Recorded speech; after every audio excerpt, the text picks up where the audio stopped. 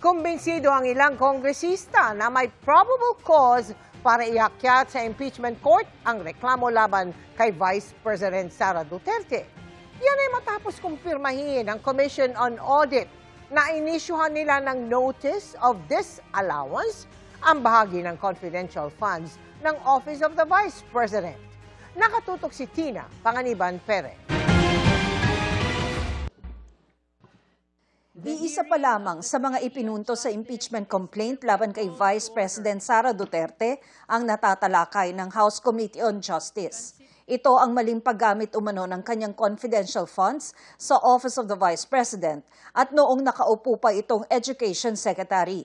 Pero ngayon pa lang, nakikita na ng ilang miyembro ng komite na meron ng probable cause para iakyat sa Senado ang reklamo para sa paglilitis. The determination of probable cause will depend on the exclusive judgment of the justice members, no? But there is a possibility that this will be considered by the justice members to say that there is probable cause already. Kung kahapon magbobotohan na kami, ako personally, boboto ako for probable cause. Ang nakakumbinsi sa kanila ang sinabi sa pagdinig kahapon ng Commission on Audit na pinalna ang Notice of Disallowance sa 73 million pesos na confidential funds ng Office of the Vice President na ginastos noong 2022. Pinababalik ng COA ang pera sa OVP dahil bigo raw itong sumunod sa Joint Circular Guidelines tungkol sa paggamit ng intelligence at confidential funds ng pamahalaan. Tinukoy rin ng mga miyembro ng komite ang testimonya ni Ramil Madriaga na naghatid siya ng pera mula sa confidential funds sa iba't ibang lugar. Kung saan sinasabi ho niya na meron po siyang ginawang pagtanggap at pag-deliver po ng mga duffel bags sa tatlong separate location, supposedly containing cash from confidential funds. No? Ito pong lahat ng mga ito, yung pong magiging mabibigat na batayan para po masabi po natin na meron pong probable cause to impeach the Vice President on the basis of confidential funds. Wala sa pagdinig kahapon si Duterte dahil pinili niyang wag dumalo. Pero sabi ni Committee Chair Jervy Luistro, kung hindi mapapasinungalingan ng bise ang mga sinabi ng mga testigo, Considering that it is only probable cause that is being required of the Justice Committee to be able to transmit this to the plenary and from plenary to the Senate, kung hindi ito mariribat, kung hindi ito makakounter, there is really a possibility that this testimony of Madriaga will suffice the requirement of probable cause. sa susunod na hearing ng House Committee on Justice, inaasahang tatalakayin ang alegasyon ng pagkakaroon ng bise ng unexplained wealth. Ang susunod na hearing ng House Committee on Justice ay gagawin sa April 22. Tina Panganiban Perez, nakatutok, 24 oras. Mga kapuso, huli sa Bulacan ang isang wanted sa patong-patong na kaso ng estafa. Abot bilyong piso umano ang mga natangay niya sa kanyang mga nabiktima. Tunghayan sa aking eksklusibong pagtutok. Umaga pa lang, pinostehan na ng PNP Highway Patrol Group ang bahagi ng highway na ito sa Giginto, Bulacan. Pero ang target ng kanilang operasyon, madaling araw dumaan. Sir, may warrant ka. Pakasong istapa, sir. Walang bail. Pinababa ng sasakyan ng suspect, saka siya ineskortahan at isinakay sa mobil ng HPG. Ang suspect ayon sa pulisya, wanted sa patong-patong na kaso ng estafa. Siya po ay nasangkot po sa ibababa ng 16 na counts po ng estafa. Ayon sa HPG, involved ang suspect sa isang investment scam na ang perang natangay mula sa mga investor ganito raw kalaki. Pyramiding or pang-i-scam na naghahalaga ng hindi bababa sa mga bilyong peso, bilyong halaga ng pera po ng ating pong mga kababayan. Sa investigasyon, lumalabas na madaling nakapanghihikayat ang suspect dahil sa interes sa investment na ilalagak ng kanyang mabibiktima. Maaring doble o higit pa yung magiging tubo nito pong kanya pong mga pangako. No comment pa sa ngayon ang suspect na nasa kustodiya na ng PNP HPG. Ang mga video na ito mula sa social media Laman ng suspect habang isinasagawa ang recruitment sa mga investor. Ipinadala raw ito sa pulisya ng mga nabiktimang investor ng suspect at ngayon kasama sa mga iniimbestigahan ng mga otoridad. Muling paalala ng pulisya. Ang ino-offer nila sa inyo ay katakataka na po. So maging mapanuri po tayo bago po tayo kumagat sa kanilang mga matatamis na salita. Emil Sumangil, nakatutok, 24 oras. From the biggest comeback to the biggest collab, inanunsyo na ang mga dapat abangang upcoming series na mapapanood sa GMA Network at Prime Video. Isa sa inaabangan ang pagbabalik telebisyon ni Kapuso primetime queen Marian Rivera. Ichichika yan ni Aubrey Carampel. Isang exciting acting comeback ang aabangan kay Kapuso primetime queen Marian Rivera. Inanunsyo na ang upcoming series na soon ay mapapanood sa GMA Network at Prime Video, ang Behind Closed Doors. Excited na ibinalita yan mismo ni Marian kasama ang direktor na si Dominic Zapata. Kakaiba raw ang proyekto na ito sa kanyang mga nagawa at gaganap din siya bilang isang journalist. Ang gandang pasukin ng mundong hindi ko pa nagagawa. Marami akong kailangan pag-aralan dahil sabi ko nga kanina, first time ko nagagampanan bilang isang journalist. So yung mga malapit sa buhay ko, parang ikaw, kailangan ko kayong observe, pag-aralan at kung paano ba talaga ang tama at para makahubog ako ng karakter. May ni-reveal naman si Direk Dom tungkol sa karakter ni Marian. At mismong ang mister daw niyang si Dingdong Dantes ang nagkumbinsi kay Marian na gawin ang proyekto. Kinausap ko si Dong. Dong, kumbinsihin mo siya na gawin yung proyekto nito. Napakaganda. Ayun, buti pumayag siya yan. Very offbeat for her as Marian. Dahil mistress siya rito. At hindi lang basta mistress ng presidente ng Pilipinas. Ang ganda ng project, sabi ko nga hindi lang yung character ko, parang halos lahat ng character may puso at may malalim na connection sa bawat isa. Mabuti na lamang daw ay nakapagbakasyon na rin sila ng kanyang pamilya nitong Holy Week bago siya muling maging busy sa taping. Yun naman talaga ang gusto din ni Dong after pag may chance talaga na makaalis with the kids, talagang ginagawa talaga namin. Tsaka nagpaalam na ako sa anak ko, may gagawin ako, so approve na. Present din sa event ang GMA executives, kabilang si GMA Network Senior Vice President Attorney Annette Gozon Valdez na looking forward na raw sa serye. Saka na i-reveal yung plot and everything, pero it's a very exciting concept. Bukod dyan, inanunsyo ang pagsasamahang serye for the first time ni Kapuso primetime Princess Barbie Forteza at megastar Sharon Cuneta na collab with ABS-CBN and in partnership with Prime Video, ang Honor Thy Mother, kung saan makakasama rin sina Khalil Ramos at John Estrada. Dream come true raw ito kay Barbie. She is the reason why I wanted to become an actress. Marami pa kaming powerhouse cast na makakasama dito sa project na to. Soon ay mapapanood din sa Prime Video ang ilang mga pelikulang produced ng GMA Pictures, kabilang ang Samahan ng Mga Makasalanan with David Licauco and Sanya Lopez, pati ang KMJS Gabi ng Lagim, the movie. Dumalo sa announcement nito si multi-awarded Kapuso host Jessica Soho, kasama naman ang stars ng movie na sina Rocco Nasino at Therese Malvar. Mas marami nang makakapanood, so thank you na nagkaroon pa kami ng isa pang platform para i-share sa inyo ang mga kwento ng KMJS Gabi ng Lagim. Aubrey Carampel, updated sa Showbiz Happening. Nagsimula na ang pangongontrata ng gobyerno sa mga pampublikong sasakyan pero maaari pang humabol ayon sa LTFRB at hindi na required ang GPS. Tulong yan ngayong mahal ang langis. Ang tanong, magkaka-rollback ba sa susunod na linggo? Nakatutok si Maki Pulido.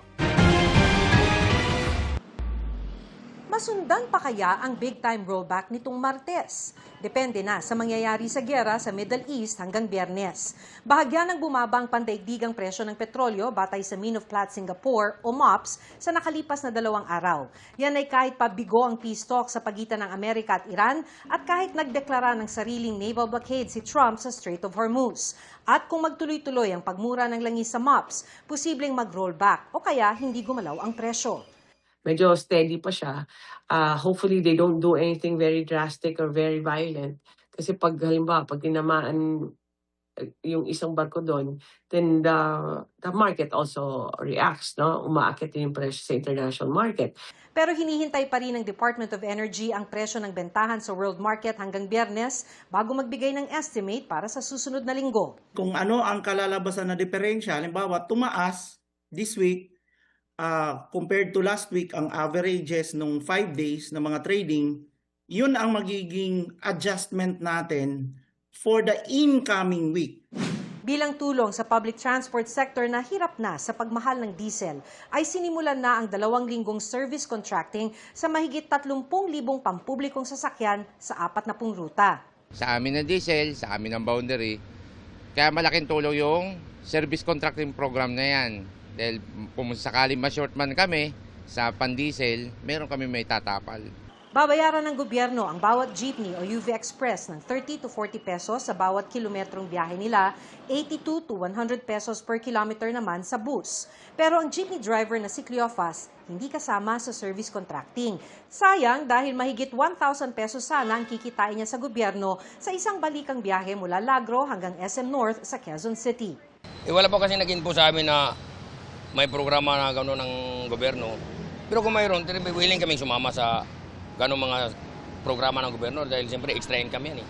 Sabi ng LTFRB, bukas pa ang registration, mag-log on lang sa kanilang website para gawin ito. Hindi na rin required ang GPS devices na dagdag pa sa gastusin ng mga driver. Sa halip, gagamit na lang ng QR code system ang LTFRB.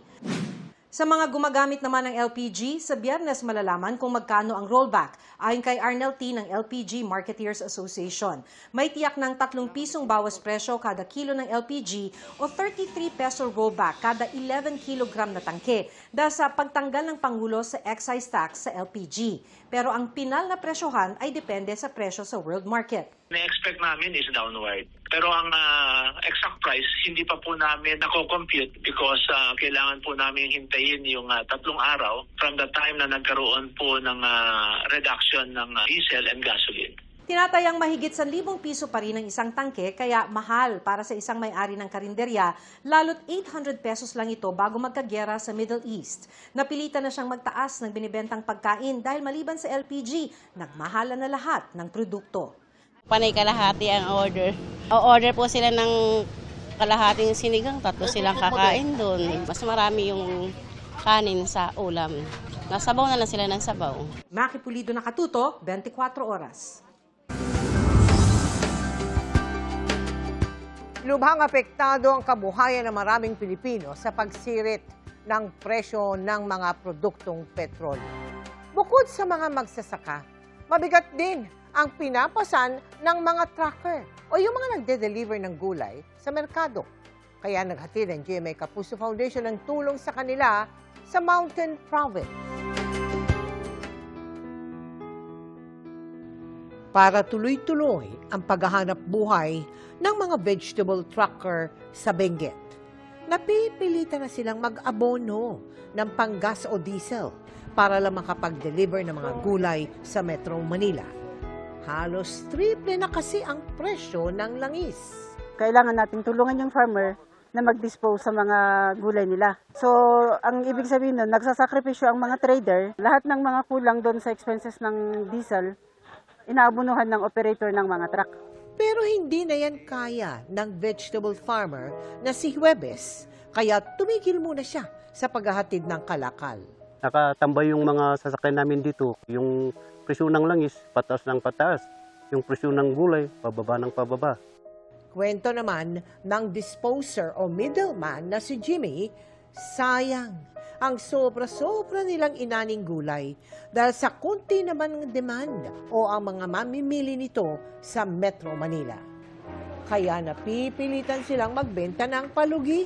Mabigat man sa damdamin ng mga farmer, hindi nila iniisip ang lugi nila para matugunan yung pangangailangan ng mga Pilipino. Para di masayang ang mga gulay, kanya-kanyang diskarte muna ang mga magsasaka ngayon. Sa mga ibang partners tulad ng Kadiwa, pumupunta dito para bibilhin yung ibang gulay na hindi madala sa market. Tapos yung mga farmers din, binibinta rin sa gilid ng kalsada yung gulay nila. Kaya ang GMA Kapuso Foundation, tuloy-tuloy pa rin ang paghahatid ng tulong sa mga magsasaka sa Bauco sa Mountain Province sa ilalim ng Operation Bayanihan Project.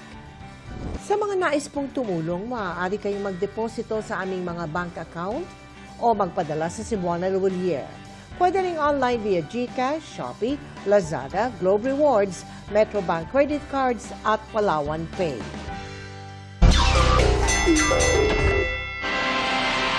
Mga kapuso, makasaysayan ang panalo sa 33rd Southeast Asian Games ng nooy 11 taong gulang na skateboarder. Siya ang pinakabatang gold medalist ng Pilipinas sa palaro. Ang skateboarding journey ni Maisel Paris Alegado. Tinutukan ni Martin Javier na palaging in the game.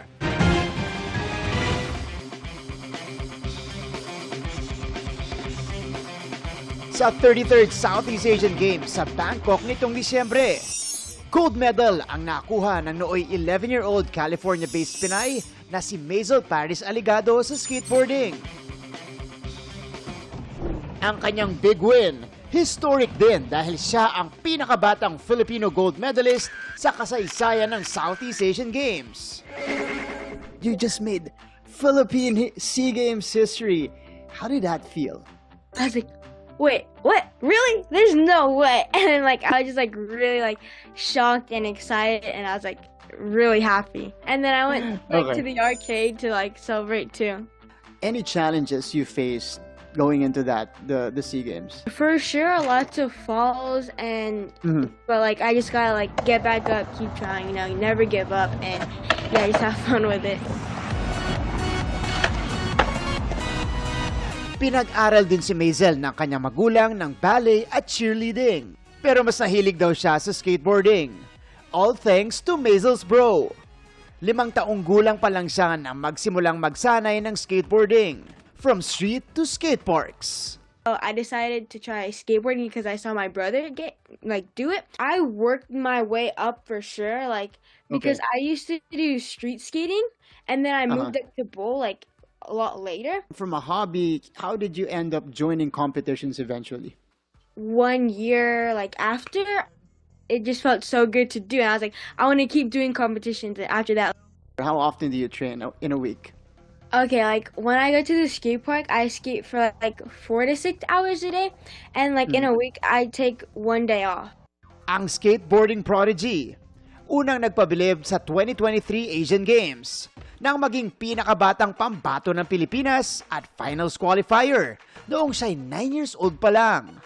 It was so cool because it's always been my dream to represent the Philippines, especially because I was 9 years old, and it was my first time competing for the Philippines, and I went there and I had fun.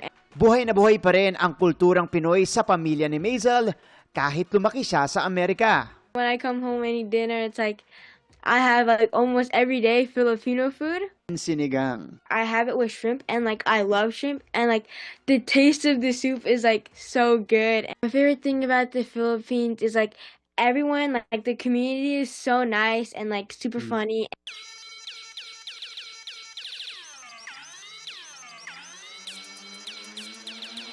Sinubukan ko ring mag-ride kasama ang team manager ni Maisel from Skate Pilipinas.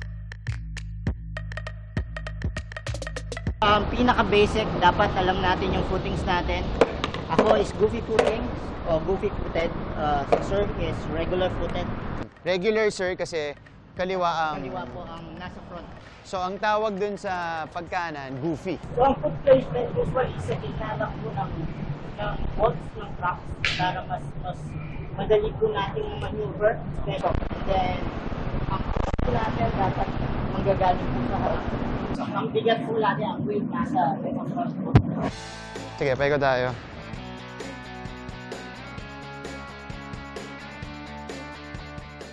Ano tayo? Diba? Ayan. Nagmamabilis ka una, syempre, hindi mo makokontrol. Steady ka lang.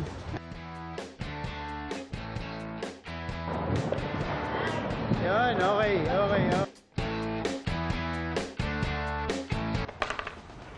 Even for a male-dominated sport like skateboarding, walang duda, the future is bright for our Filipino prodigy. Ako si Martin Javier, keeping you in the game.